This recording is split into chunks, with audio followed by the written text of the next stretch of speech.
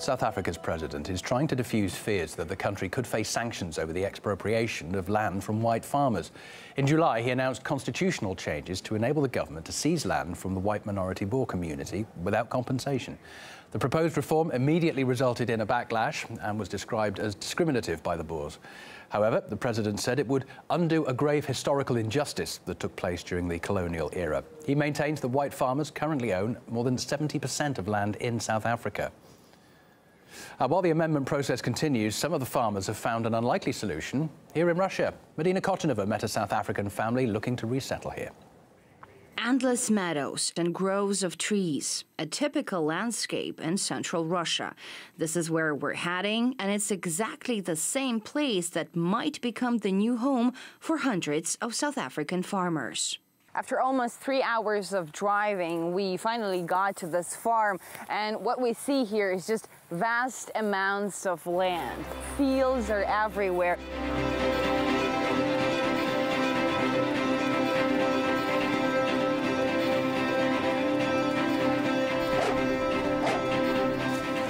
You know, when you take this, you see, I know ground, and this is absolute quality. 2 generations of the Dutoit family have arrived in Russia to see the farmlands that could be their future. And after visiting here in the Kaluga region, they will head to southern Russia.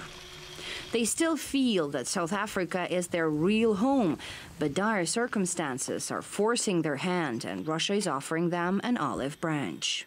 We experience the pain and the hurt. Family members who have suffered, ourselves who have suffered crime. I've made the decision that my children will not have to face that on a daily basis. We've had family members who have been murdered.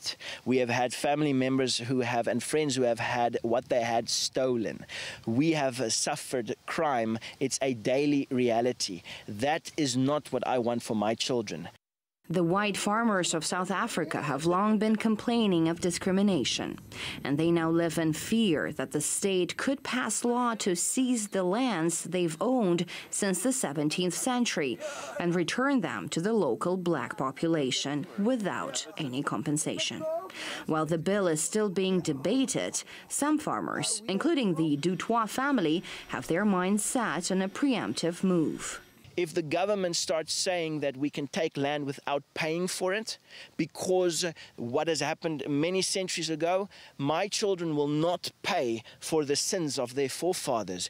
In Johanna's case, Russia was not a random pick. 3 years ago, he met his wife Daria, who is from Russia. He followed his wife to her native Siberia and says that he fell in love with the country straight away.